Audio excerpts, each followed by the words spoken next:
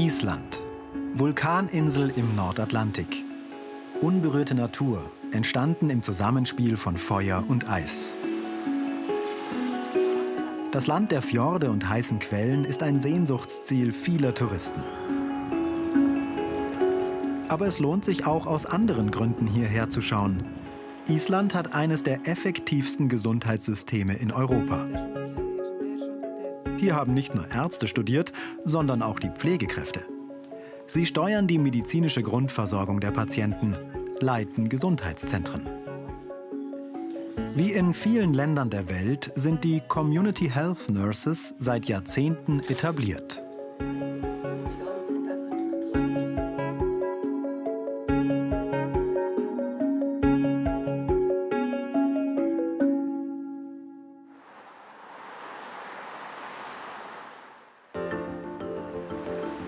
Jede Isländerin, jeder Isländer ist in einem Gesundheitszentrum gemeldet. Allein in Reykjavik mit knapp 137.000 Einwohnern gibt es insgesamt 19 Gesundheitszentren, in denen Pflegekräfte mit Masterabschluss erste Ansprechpartner für die Patienten sind.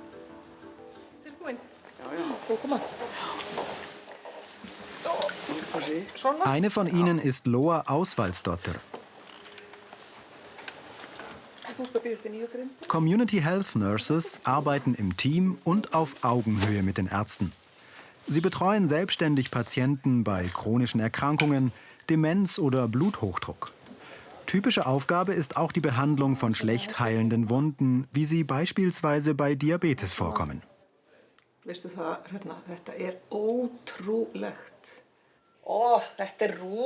Das sieht ja schon viel besser aus als beim letzten Mal. Nach der Behandlung besprechen Loa und die Ärztin den Fall, um am Ende gemeinsam die beste Lösung für die Patientin zu finden. Aus medizinischer und pflegerischer Sicht. Bevor Loa hier anfing, hatte sie 15 Jahre auf einer Intensivstation gearbeitet und konnte sich nicht vorstellen, dass die Arbeit in einem Gesundheitszentrum sie erfüllen würde. Inzwischen gefällt es ihr sehr, Menschen dabei zu unterstützen, gesund zu werden und zu bleiben.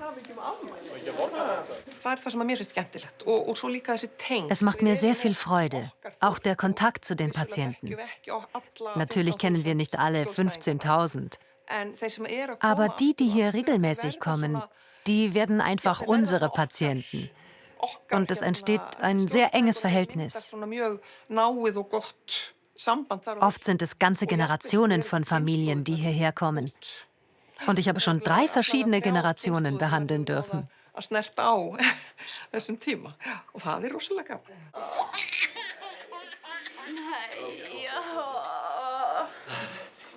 Hier macht die 4. Generation Bekanntschaft mit den Community Health Nurses des Gesundheitszentrums. Der Kontakt mit den Patienten ist eng und vertrauensvoll.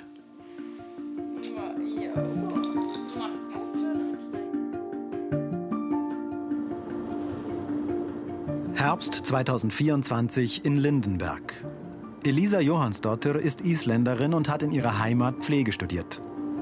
Sie kam 1998 nach Deutschland. Inzwischen ist sie selbstständige Pflegeexpertin und bietet Beratung und Fortbildungen an. Hier in Lindenberg arbeitet sie an einem besonderen Projekt. Ein Gesundheitszentrum nach isländischem Vorbild soll entstehen. Verantwortet von Community Health Nurses in Zusammenarbeit mit örtlichen Ärzten. Das bedeutet sehr viel für mich. Das bedeutet, dass wir das Konzept, was wir 4 Jahre aufgebaut haben, wissenschaftlich letztendlich umsetzen dürfen in der Praxis und hoffentlich die Gesundheitsversorgung der Bevölkerung ausbauen können. Und das ist nötiger denn je. Im Sommer 2024 musste das Lindenberger Krankenhaus Insolvenz anmelden. Seither verwaiste Behandlungsräume. Der Albtraum vieler Menschen auf dem Land. Als Elisa nach Deutschland kam, arbeitete sie zunächst als Krankenschwester. Doch sie vermisste die Art, wie sie in ihrer Heimat pflegte. Die Pflege hat mehr Handlungskompetenzen. Die Pflege darf mehr am Patient machen. Ich finde auch international ist diese interdisziplinäre Zusammenarbeit zwischen Pflege, zwischen Ärzten, zwischen Therapeuten hat einen anderen Stellenwert. Das vermisse ich teilweise in Deutschland. Das würde ich mir sehr für unser Konzept wünschen. Wird sie ihr Konzept umsetzen können? Nicht nur in Bayern wird nach Lösungen gesucht. Luckau in Brandenburg, eine Kleinstadt mit knapp 10.000 Einwohnern, einer Klinik und 3 Hausarztpraxen. Noch. Hier lebt und arbeitet Tane Lai als Gemeindegesundheitspflegerin. Sie ist eine der wenigen studierten Pflegekräfte in Deutschland. Heute ist sie auf dem Weg zu einer Patientin, die 12 Kilometer außerhalb von Luckau in einem Dorf lebt. Die Patientin hat mehrfache Krebserkrankungen hinter sich, hat jetzt so neurologische Auffälligkeiten noch dazu bekommen. Also man merkt schon, sie ist wirklich komplex krank. Tane ist beim Ehepaar Neubert angekommen, das sie seit einigen Monaten betreut. Steffen Neubert kümmert sich um seine Frau Gisela, die das Haus kaum verlassen kann. Hallo, Frau Neubert. Wie geht es Ihnen? Sie erzählen gleich mal ganz. Tane muss ihre Einsätze nicht minutengenau planen und abrechnen, wie man es von den ambulanten Diensten kennt. Sie kann sich Zeit nehmen, zuhören. Erzählen Sie mal. Was gibt's Neues? Neues? Gestern waren wir bei der Hautärztin. Und Das Leben des Ehepaars wird seit Jahren von den Krebserkrankungen von Gisela Neubert beherrscht. Als der Hausarzt aufhört, fühlen sich die beiden völlig alleingelassen. Und auch die neue Ärztin ist erstmal überfordert. Und dann hat sie gesagt, nee, wissen Sie was, jetzt ist Schluss. Ich muss mich erstmal intensiv damit befassen.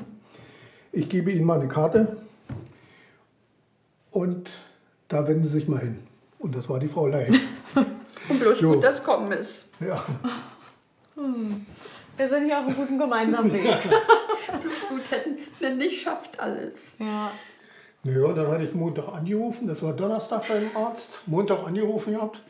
Und Mittwoch hat sie gesagt, wissen Sie was, Montag sind Sie Mittwoch zu Hause? Ich so, ja, dann bin ich um 9 Uhr bei Ihnen. Ja, weil es ein Akutfall war, ne? Gerade nach ihren mehrfachen Krebserkrankungen. Ihnen ging es wirklich schlecht mit der Schmerzsymptomatik. Sie wussten auch nicht mehr, wo vorne und hinten ist. Und dann Der überlastet von mir, mich am Backe eher. Genau, dann hatten sie noch die Sprachstörung, die dazu kam. Dann mussten wir noch klären, ob sie ins Krankenhaus soll. Ne? Deswegen war es mir so wichtig, dass wir zeitnah einen Termin finden. Tane kümmert sich nicht nur um die Wundversorgung. Und haben sie auch wieder das genommen, was bei ihrer Allergie gut ist? Hier nicht, dass er sich noch die Haut entzündet. Ich hoffe auch. Sie prüft, wie Gisela Neubert ihre Schmerzmedikamente verträgt und weiß, welche Fachärzte ins Boot geholt werden müssen. Sie organisiert Termine, stellt Anträge bei den Kassen, schlägt einen Pfad durch den Pflegeversicherungsdschungel. Ohne sie wären die Neuberts aufgeschmissen. Ja, und Sie passen auf sich auf. Wenn die Schmerzen wieder schlimmer werden, bitte melden, dass wir die Therapie sonst noch mal anpassen können. Alles klar. Dankeschön, auf Nächste Wiedersehen, Herr Woche. Neubert. Danke für Hilfe. Ja, Für die Hilfe. gerne. Schöne Woche noch. Hat sie sich ihren Beruf als Community Health Nurse genauso vorgestellt? Ja, habe ich mir vorgestellt. Und gerade ist der Mix auch ganz schön aus dem, was ich gerade mache, nämlich Hausbesuche und wirklich Versorgung. Und dem, was ich sonst so mache, all dem Organisatorischen. Und das ist ganz viel Pionierarbeit gerade, was mir Spaß macht, so Aufbauarbeit, Verhandlungsarbeit und auch Öffentlichkeitsarbeit, um Gemeindegesundheitspflege oder Community Health Nursing mit gut auf den Weg zu bringen.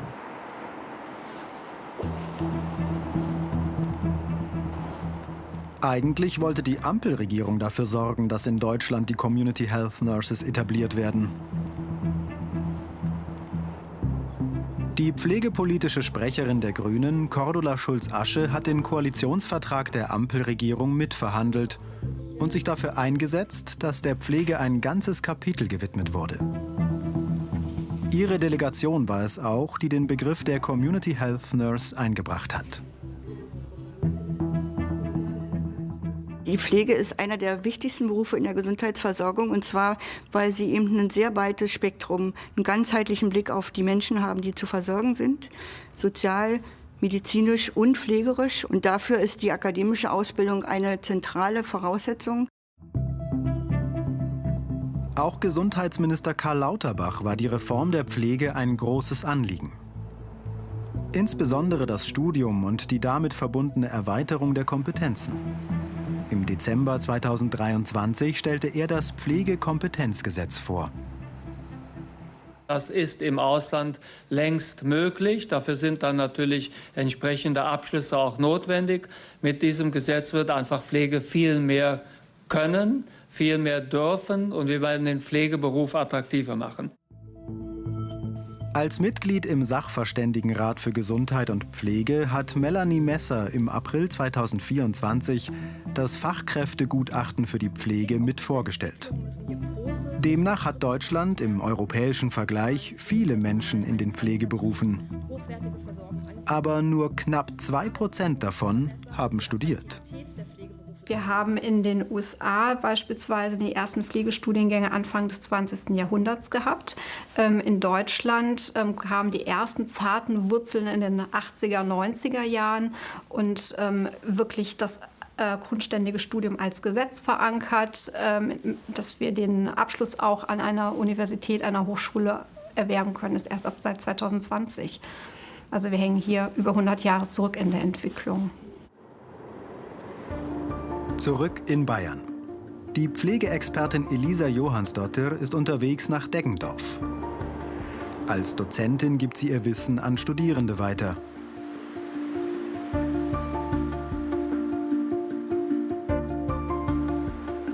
An der Technischen Hochschule Deggendorf trifft sie ihre wissenschaftliche Mitarbeiterin Anna Pahl. Anna hat ihren Pflegebachelor hier gemacht. Inzwischen arbeitet sie in der Lindenberger Projektgruppe mit. An der TH Deggendorf kann man seit 2015 den Bachelor in Pflege machen. Hier studieren Fachabiturienten ebenso wie ausgebildete Pflegerinnen und medizinische Fachangestellte. Ist eben kein Sauerstoff. Der Studiengang wurde auf Initiative von Professor Christian Rester gegründet. Er arbeitete am Anfang seiner Karriere selbst als Krankenpfleger. Deutschland gehört sicherlich zu einem der Spitzenorte von Medizin weltweit. Und deshalb ist es so frappant, dass an mancher Stelle eben die langfristige Versorgung durch Pflegebedarfe oftmals abbricht. Dass damit auch die Versorgung leidet, auch die medizinische Versorgung leidet. Der Wissenschaftsrat empfiehlt, dass mindestens 30% der Pflegekräfte studiert haben sollten. In Deggendorf gibt es 500 Studienplätze, aber nur 50 Studierende. In Elisas Seminar geht es heute um das Community Health Nursing System in Island und wie es in Deutschland implementiert werden könnte.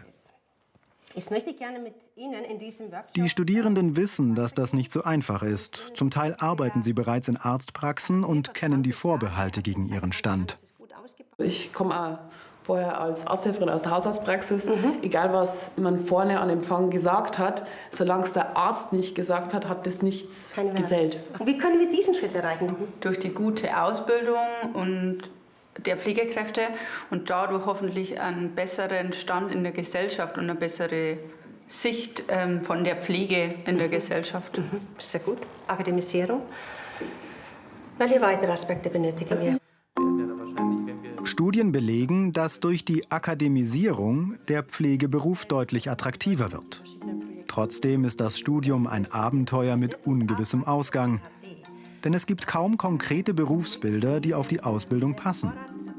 Nicht einmal der Begriff der Masterpflege, geschweige denn Community Health Nurse, ist in Deutschland geläufig.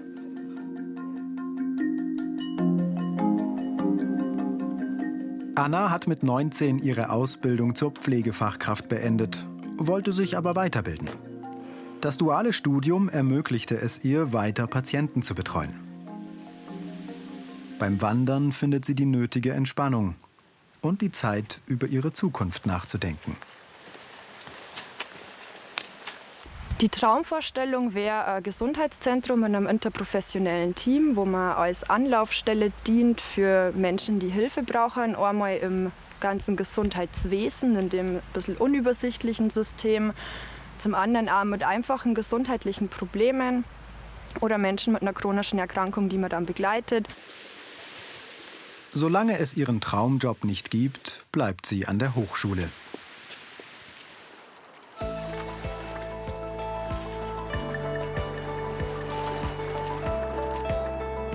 Zurück in Island, wo interprofessionelle Teams in den Gesundheitszentren schon lange Alltag sind.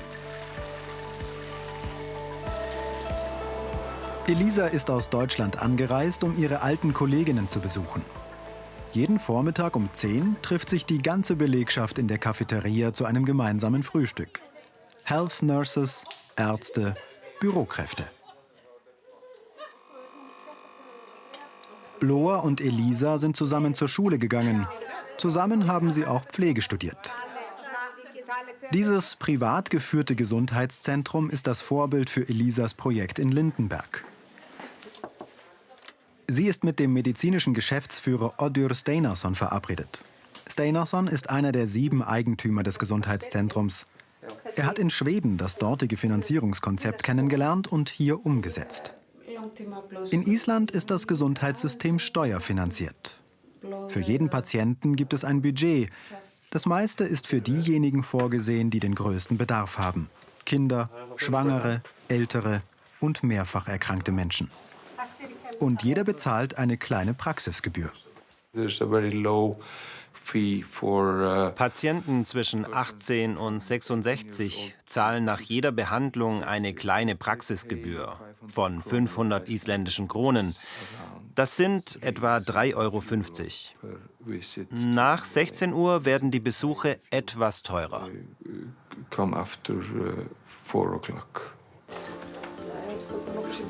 Loa hat Telefonsprechstunde und vergibt Praxistermine. Dabei berät sie die Patienten möglichst so, dass wer kann, zu Hause bleibt, zum Beispiel bei Erkältungen. Das entlastet die Kapazitäten im Gesundheitszentrum. Wer kommt, braucht wirklich eine Behandlung bei der Nurse oder beim Arzt. Jeder Anruf wird dokumentiert. Die Nurses haben Zugriff auf die digitalen Patientenakten.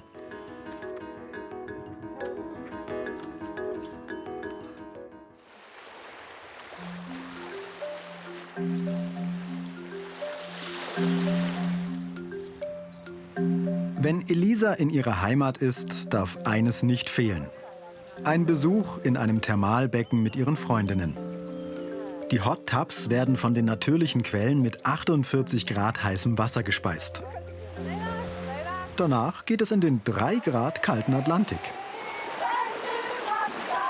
Das Immunsystem stärken und Kraft tanken. Für die Aufgaben, die in Deutschland auf Elisa warten.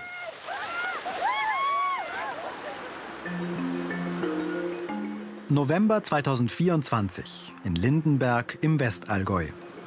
Wie überall außerhalb der Ballungszentren drohen auch hier Hausarztpraxen mangels Nachfolge zu schließen.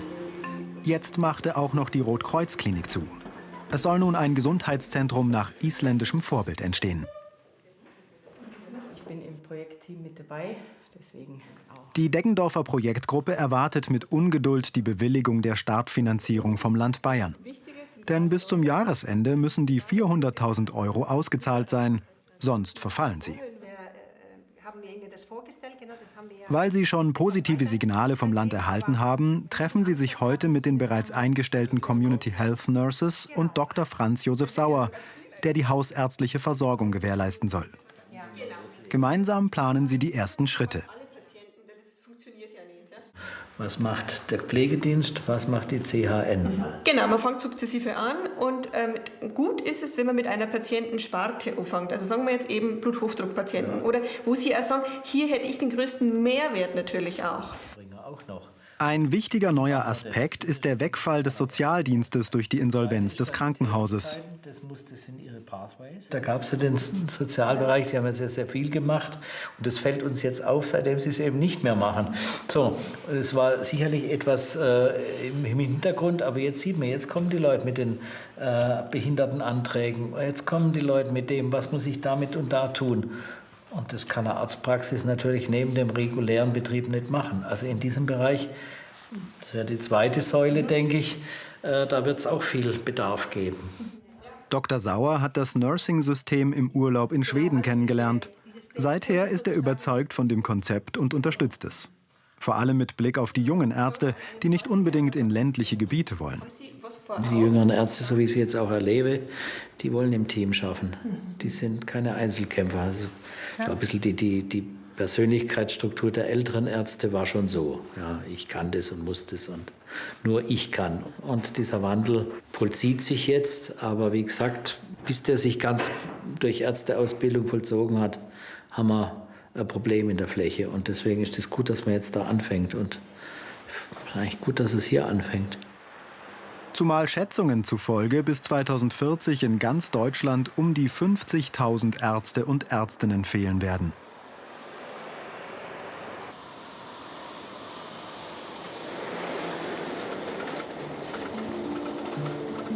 Gerade in strukturschwachen Gebieten ist die medizinische Primärversorgung durch Hausärzte immer weniger gewährleistet. Häufig sind die Verkehrsanbindungen dürftig und ältere Menschen mit schweren Krankheiten ans Haus gefesselt. Wenn dann auch noch kleinere Krankenhäuser schließen, braucht es aufsuchende Pflege. Die Gemeindegesundheitspflegerin Tane ist täglich unterwegs zu ihren Patienten. Sie weiß, dass eine professionelle Versorgung daheim Krankenhausaufenthalte vermeiden hilft. Im Krankenhaus ist mir gerade hier im ländlichen Raum aufgefallen, wie man dort so feststeckt in diesem Setting Krankenhaus, wie so eine Blase. Die Menschen kommen mit chronischen Erkrankungen, komplex erkrankt. Teilweise gab es ganz oft so einen Drehtüreffekt, was bedeutet hat, dass Menschen immer wieder mit denselben Erkrankungen stationär aufgenommen wurden, kurzweilig behandelt wurden und dann aber noch lange nicht genesen wieder entlassen wurden. Um mangelhafte medizinische Versorgung zu verhindern, müssen nicht nur Ärzte, sondern auch die Pflegekräfte besser qualifiziert werden.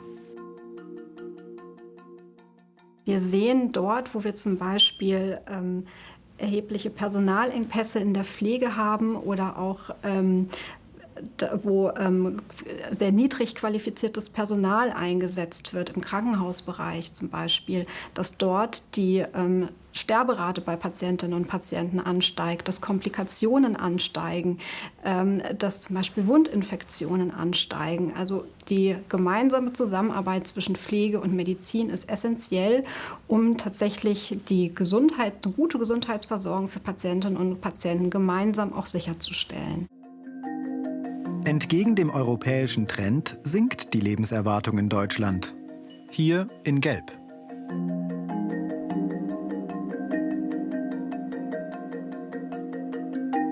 Und das, obwohl Deutschland jährlich knapp 500 Milliarden Euro im Gesundheitswesen ausgibt. Pro Kopf über 5.800 Euro. Stand 2022. Deutschland hat eines der teuersten Gesundheitssysteme der Welt und hat gleichzeitig haben wir große strukturelle Verbesserungsbedarfe. Also wenn wir sehen, momentan wie Gesundheitsversorgung gestaltet ist, wo so wir versorgen zum Beispiel sehr, sehr viele Patienten in Krankenhäusern, die man eigentlich auch ambulant versorgen könnte. Auf der anderen Seite haben wir ambulant, werden Versorgungsangebote gebraucht, in Wohnortnähe kommunal, die aktuell überhaupt noch nicht da sind. Und dieser Bedarf wird zunehmen. Tane Lai hat diese Versorgungslücke in ihrem Heimatort erkannt. Es fehlte jedoch an den erforderlichen Strukturen, also eine geeignete Stelle. Als sie 2021 nach ihrem Studium nach Luckau zurückkehrte, arbeitete sie zunächst in der Klinik. Bald begann sie zielstrebig, die Gemeinde zu überzeugen, dass sie eine Gemeindegesundheitspflegerin braucht. Hallo. Vielen Dank. Danke. Als erstes machte Tane eine Bedarfsanalyse. Bürgermeister Gerald Lehmann beantragte Gelder vom Land Brandenburg. Angestellt ist sie nun beim Roten Kreuz. Das ist eine Projektfinanzierung. Da sind wir auch dankbar. Und es ist noch nicht langfristig ausfinanziert. Da kommen wir dann später noch mal irgendwann dazu, dass wir dann tatsächlich möglicherweise auch aus der Stadtkasse einen Zuschuss geben. Das kann ich mir sehr gut vorstellen, denn das Projekt läuft gut an. Ich merke das auch, dass eine Nachfrage da ist, ob nun ein Seniorenbeirat oder auch in den Ortsteilen, wenn man draußen ist. Da sind die Leute wirklich zumindest erstmal von der Idee begeistert. Noch arbeiten Menschen wie Tane Lai in Modellprojekten wie hier in Brandenburg. Aber was ist langfristig mit den Kosten? Wird damit die Gesundheitsversorgung noch teurer?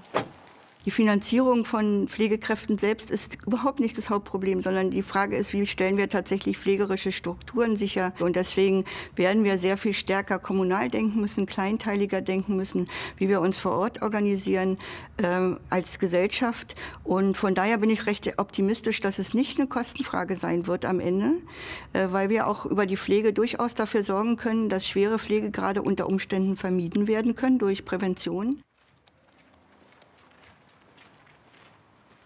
Die Gemeinde hat den Wert von Tanes Arbeit erkannt. Die Finanzierung ihrer Stelle ist inzwischen gesichert. Guten Morgen. Darf ich schon reinkommen? Die Ärztin, mit der sie zusammenarbeitet, hat Tane zu einer alleinerziehenden Mutter geschickt, die seit Jahren an Depressionen leidet. Frau Hallier, Sie erzählen erst mal, wie es Ihnen heute geht. Besser als vor 2 Tagen. Okay, was hat das verbessert? Lassen Sie sich nicht beirren, ich wühle hier nur nach meinen letzten Unsere Aufzeichnungen. Gespräche, Das Sortieren. Das Unterstützen. Okay.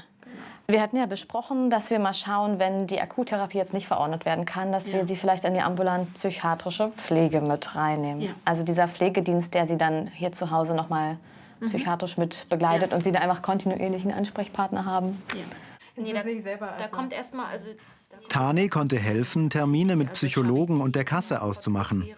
Aber nicht nur so hat sie unterstützt. Die Patientin hatte sich zuvor lange allein gelassen, ihre Depression tabuisiert gefühlt. Für sie war es erleichternd. dass jemand da ist, der sagt, Mensch, das und das passt jetzt zu Ihnen, das können wir machen. Und das fühlte sich wirklich auch nach dem ersten Gespräch so an, das hätte ich alles schon viel eher gebraucht. Hier war es ja einfach auch ein besonderer Fall, weil Sie ja eine recht junge Patientin sind und dann noch mit einer psychiatrischen Diagnose. Und das ist ja einfach aus meiner Perspektive und auch im ländlichen Raum ein total blinder Fleck in der Gesundheitsversorgung ist.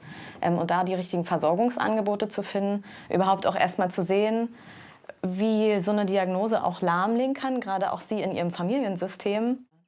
Mit ihrer Kompetenz im Netzwerken hilft Tane Patienten und Patientinnen durch das komplizierte Gesundheitssystem. Auch bei seelischen Erkrankungen.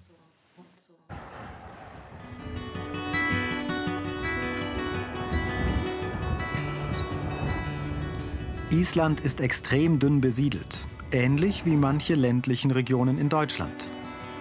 Rund 400.000 Menschen leben auf einer Fläche so groß wie Baden-Württemberg und Bayern zusammen. 230 Kilometer nördlich von Reykjavik liegt Holmavik. In der 280-Seelen-Gemeinde gibt es keinen ortsansässigen Arzt, keine Klinik. Dafür gibt es die Community Health Nurse Solrun Jonsdottir. Solrun ist viel unterwegs zu Hausbesuchen bei Menschen, die es nicht ins Gesundheitszentrum schaffen. Sie ist 63 und macht den Job seit 30 Jahren. Die Verantwortung lastet manchmal schwer auf ihr, zumal sie in letzter Zeit fast allein zuständig ist.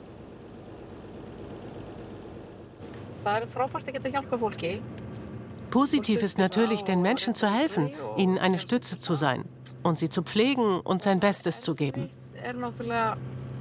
Aber schwierig ist, wenn es Menschen sehr schlecht geht und man ihnen nicht helfen kann. Man kann sie nur unterstützen. Aber manchmal kann man ihnen leider nicht so helfen, dass es alle Probleme löst. Bei Lebensgefahr kommt der Hubschrauber aus Reykjavik. Hier wohnt Loa, die ehemalige Hebamme von Holmavik. Solrun hat als Einzelkämpferin ihr Notfalltelefon immer dabei. Ich rufe gleich zurück. Tschüss.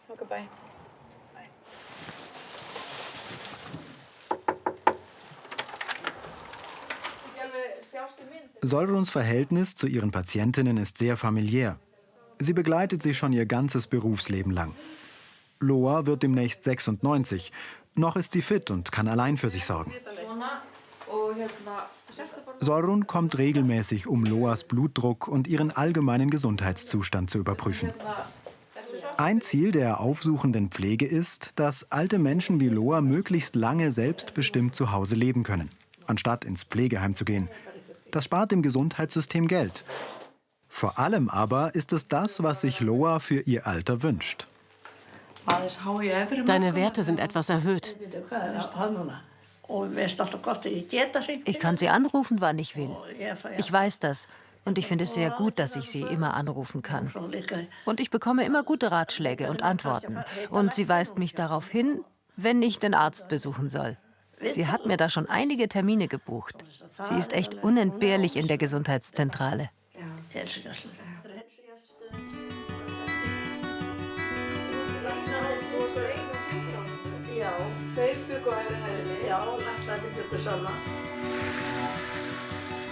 Damit die ärztliche Versorgung in Hólmavík gewährleistet ist, kommt wöchentlich ein anderer Arzt aus Reykjavik angereist. 5-mal im Jahr fährt Ragnar Gunnarsson hier hoch. Er hat in Deutschland seinen Facharzt für Allgemeinmedizin und Diabetologie gemacht und kennt beide Systeme. Wir haben Pflegekräfte, die wirklich eine große Hilfe sind für die Ärzte. Sie wissen Bescheid, dass die Krankenschwestern, die müssen an der Uni studieren und auch die Hebammen und sind also sehr gut ausgebildet und leisten eine gute Hilfe für uns. Ankunft im Gesundheitszentrum von Hólmavík. Ragnar nutzt die dort eingerichteten Praxisräume. Geleitet wird das Zentrum von der studierten Gemeindepflegerin Solrun. Früher gab es außer ihr noch eine weitere Krankenpflegerin, eine Sanitäterin und eine Labortechnikerin. Sie alle haben wegen der schlechten Bezahlung gekündigt. Inzwischen muss Solrun nicht nur das medizinische Besteck selbst sterilisieren, sondern morgens sogar das Zentrum putzen und im Winter Schnee schippen. Nebenan empfängt Ragnar Gunnarsson seine Patienten. Es sind hauptsächlich Fischer. Man kennt sich.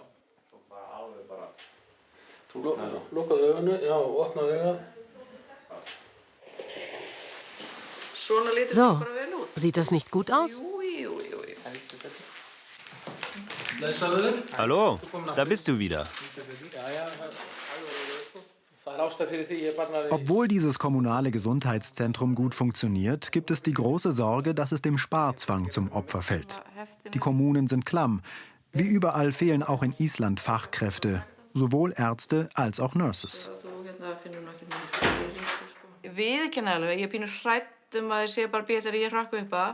Ich gebe zu, ich habe etwas Angst, dass sie nur darauf warten, dass ich aufhöre und dann kann man hier zumachen. Ich finde auch, dass die solche Gesundheitszentren auf dem Land leiten, an die denken sollten, die hier leben.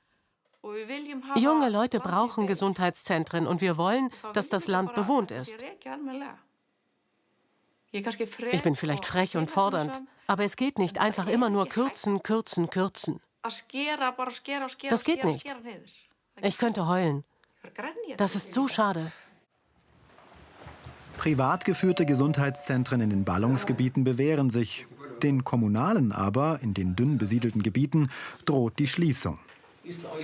Dabei brauchen auch die Menschen, die hier oben zum Teil sehr verstreut leben, eine medizinische Versorgung, die gut erreichbar ist.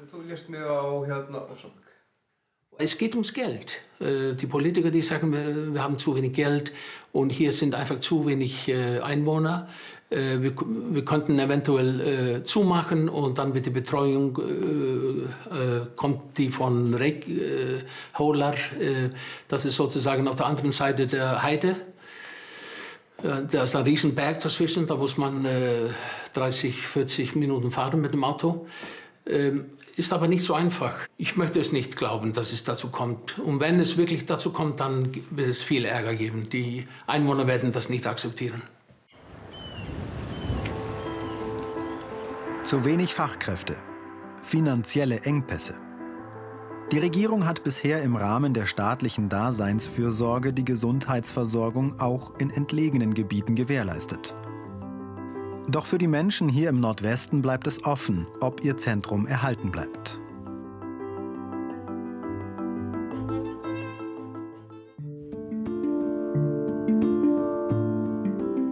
Zurück in Luckau. Während man sich in Island Sorgen macht, dass das Health Nursing System auf dem Land zusammengestrichen wird, ringt man in Deutschland darum, dass es überhaupt eine Chance bekommt. Ein täglicher fester Termin ist für Tani der Besuch bei der Hausärztin. Denn für alles, was sie für ihre Patientinnen braucht, muss sie eine Verordnung der Ärztin einholen. Das kostet Zeit, blockiert die Praxisarbeit und wird der Kompetenz einer Pflegekraft mit Masterabschluss nicht gerecht.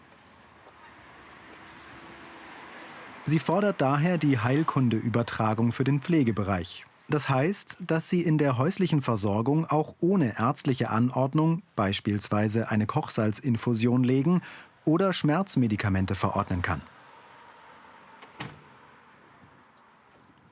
Wir haben die Kompetenz. Wir machen das seit Jahren. Und es ist aber sehr bürokratisiert und hat viel damit zu tun, unter welchen Hierarchien stehen wir eigentlich und wie arbeiten wir da zusammen. Arbeiten wir auf Augenhöhe oder arbeiten wir in einem Gefälle? Und dadurch macht sich die Arbeit im kommunalen Raum in einer ländlichen Versorgung schwerer. Tanes Arbeitstag endet am Schreibtisch. Ein eigenes Büro hat sie nicht.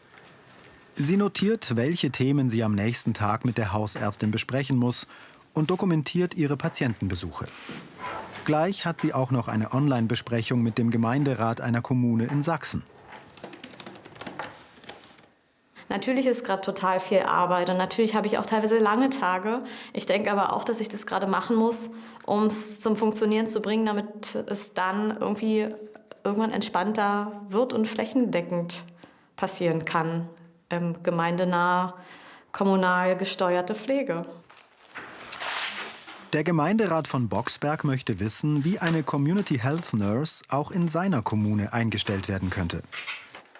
Hallo, vielen Dank, dass es geklappt hat. Solange es keine gesetzlichen Regelungen gibt, fragen sich die Gemeinden selbst durch, um Stellen für die dringend benötigten Pflegekräfte zu schaffen. Ich bin neugierig, wie sich das bei Ihnen darstellt. Das Land Brandenburg hat den Pakt für Pflege ins Leben gerufen, wo es darum geht, pflegerische Strukturen auszubauen, aufzubauen. Und darin gibt es eine Fördersäule, die heißt Pflege vor Ort. Auf diese Gelder können sich Kommunen im Land Brandenburg bewerben, um eben diese pflegerischen Strukturen zu befeuern.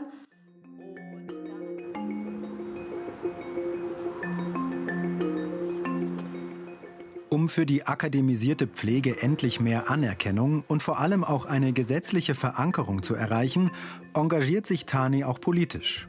Beim Berufsverband der Pflegeberufe, wie hier in Potsdam auf einem Symposium vom Brandenburger Pakt für Pflege. In allererster Linie brauche ich die Rückendeckung von mir selber, dass ich mir das zutraue, mir das einzufordern. Aber wenn ich dafür den Abschluss habe und die Qualifikation. Von ihren Kolleginnen und Kollegen wünscht sich Tane viel mehr politisches Bewusstsein, um schlagkräftiger für ihre Rechte einstehen zu können.